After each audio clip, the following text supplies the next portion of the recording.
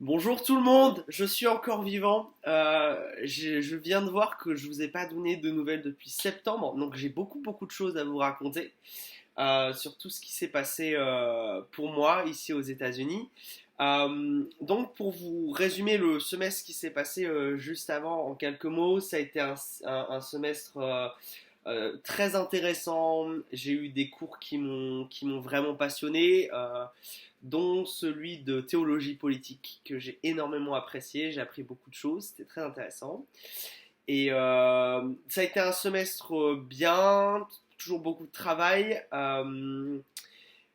Pas grand chose de nouveau à ce niveau-là.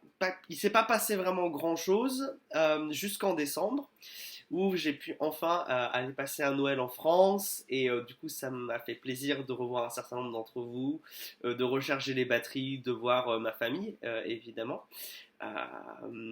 Et donc ouais, c'était vraiment un super temps, vraiment ressourçant et ça m'a fait du bien. Donc ça c'est vraiment super.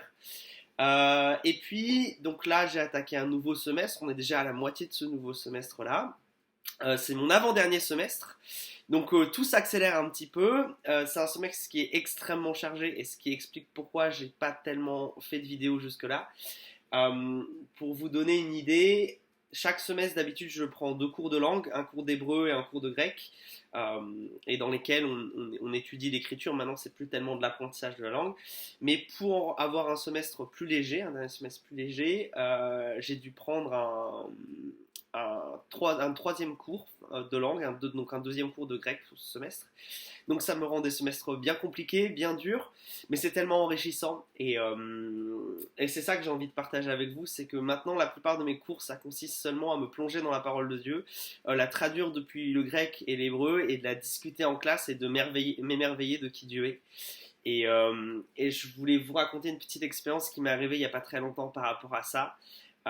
J'ai déjà raconté ça à plusieurs d'entre vous, mais on étudiait Jean 15 en grec et Jean 15:9 en français, ça doit donner quelque chose comme le Père m'a aimé, je vous aime aussi.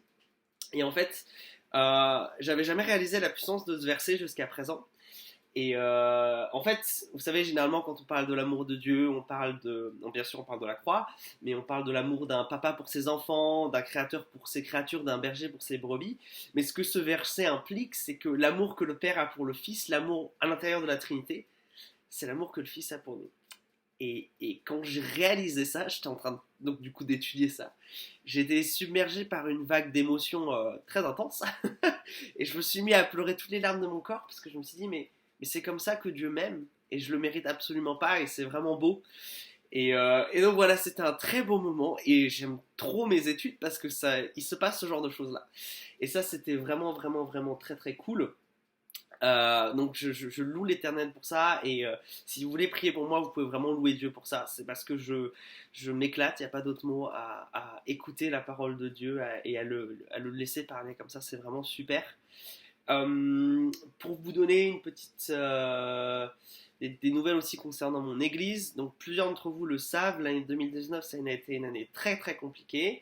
On a découvert qu'il y avait des problèmes, des gros problèmes parmi nos anciens et nos pasteurs fondateurs qu'on a dû virer, il n'y a pas d'autre mot.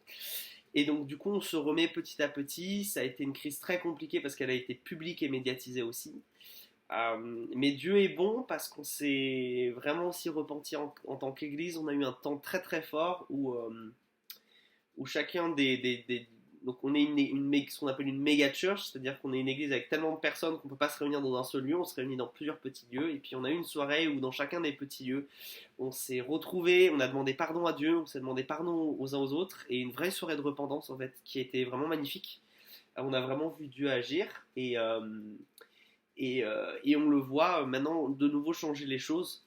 On avait besoin que notre cœur en tant qu'Église soit remis à la bonne place avant que Dieu continue à nous utiliser pour bénir euh, nos villes, etc. Et donc on se réjouit parce que Dieu nous a mis un genou à terre, nous a mis face à nos responsabilités, face à notre péché pour qu'on se repente. Et maintenant tout va pour le mieux, on a une nouvelle équipe d'anciens, on a une nouvelle dynamique et c'est vraiment super. Donc vous pouvez vraiment louer Dieu pour ça.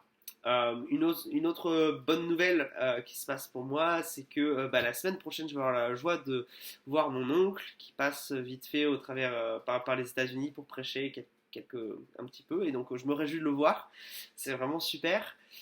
Et donc, comment vous pouvez prier pour moi? Eh bien, comme je l'ai mentionné, il y a beaucoup de sujets de réjouissance en fait. Donc, c'est vraiment super. Vous pouvez prier pour que je tienne le rythme parce que c'est vraiment un semestre qui est super intense. Je crois que j'ai jamais autant travaillé de ma vie. Mais vous pouvez louer Dieu parce que je m'éclate. Donc, ça, c'est vraiment le côté super positif. Et ben, il faut commencer à penser à l'après. Cet été, je vais rester un petit peu plus longtemps aux États-Unis parce qu'il faut que je prenne certains cours pour vraiment avoir un dernier semestre très light et pour pouvoir commencer à préparer mon retour en France. Donc, je suis dans une période à la fois d'excitation parce que mon temps ici arrive à sa fin. Je vais enfin retrouver la France, vous revoir et puis aussi vraiment commencer le travail du ministère. Donc, ça me remplit de joie. Mais en même temps, voilà, la fac c'est trop bien. Euh, Pouvoir passer du temps comme ça et juste le dédier à Dieu et à juste étudier sa parole, c'est trop bien et je pourrais passer ma vie ici en fait. Donc je suis un peu dans je crois que j'en ai déjà parlé un petit peu de ça, mais dans cet état d'esprit où à la fois je me réjouis de partir, mais en même temps je me dis oh c'est la dernière fois que j'aurai ce cours-là et pourtant il est trop bien et j'aime trop ce prof, etc. Et donc voilà, j'espère que de votre côté de l'Atlantique tout va bien et je vous embrasse très fort. Merci pour votre soutien, que ce soit par la prière ou financier. Je me sens vraiment privilégié et béni. Et encore une fois, je vous dis merci parce que sans vous, tout ça, ça serait absolument pas possible. Et je me réjouis de voir que Dieu vous utilise de cette manière-là. En tout cas, je vous fais des gros bisous et à une prochaine fois. Bye bye!